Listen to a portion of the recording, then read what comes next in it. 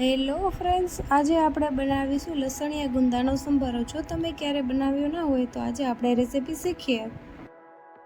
ગુંદાનો સંભારો બનાવવા માટે ગુંદા 250 ગ્રામ લીધા છે। તેને સરખા પાણીમાં ધોઈ પછી કોરા કપડે સાફ કરી પછી ઉપરનો ભાગ છે તે દૂર કરી લેશું।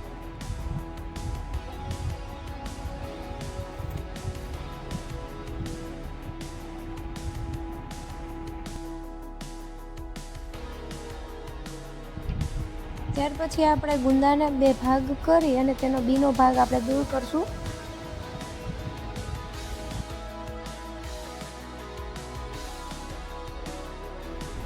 ગુંદામાં જો બી કાઢતી વખતે હાથ ચીકણા થાય તો થોડુંક તેલ અથવા તો નિમક હાથમાં લગાવવાથી ગુંદા ચીકણા ના લાગે। ત્યાર પછી આપણે એક પ્લેટમાં ગોઠવી અને પછી તેમાં નિમક આપણે બધામાં ભરી દઈશું। નિમક ભરવાથી ગુંદા ચીકણા બનતા નથી અને તેની ચીકાશ પણ દૂર થઈ જાય છે। ગુંદાને પછી સરખી રીતે તેમાંથી મીઠાનો ભાગ છે તે દૂર કરી દેવાનો છે। જો મીઠું રહી જશે તેમાં તો આપણા ગુંદાનો સંભારો પણ ખારો બનશે। પછી આપણે એક કોરું કપડું લેશું અને તેમાં સરખી રીતે ગુંદાને કોરા કરી લેશું। જો ગુંદા આપણે ભીના હશે તો આપણો સંભારો ચીકણો બને। વઘાર માટે આપણે લસણની પેસ્ટ બનાવવાની છે। તો લસણ, લાલ મરચું પાવડર અને ધાણા જીરું ત્રણેયની આપણે એક પેસ્ટ બનાવવાની છે।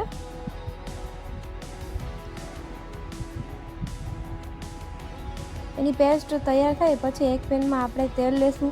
તેલમાં આપણે જીરું, રાઈ અને હિંગનો વઘાર કરશું।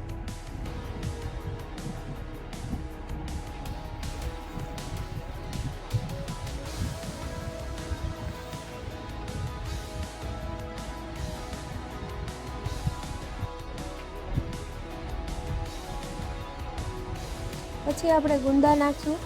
ગુંદા આપણે મીડિયમ ટુ હાઈ ફ્લેમ ઉપર રાખવાનું છે જેથી કરીને આપણા ગુંદા બળે નહીં અને અંદરથી પણ ચડી જાય ને ઉપરથી ક્રિસ્પી લાગે। 2 થી 3 મિનિટ આપણે સંભારો સાતળશું। પછી અચકચરો ચડી જાય પછી આપણે લસણનો વઘાર કરવાનો છે। તો પેનમાં વચ્ચે તેલ રાખી અને લસણનો આપણે વઘાર કરશું। તેલ છૂટું પડે ત્યાં સુધી આપણે લસણની પેસ્ટ એને સાતળવાની છે।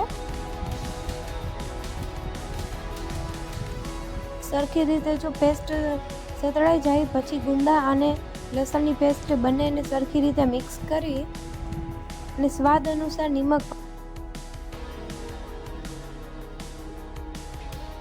સંભારો 2 થી 3 મિનિટ ચડી જાય પછી ઉપરથી લીંબુ નાખશું તો તૈયાર છે આપણો ગુંદાનો લસણિયો સંભારો।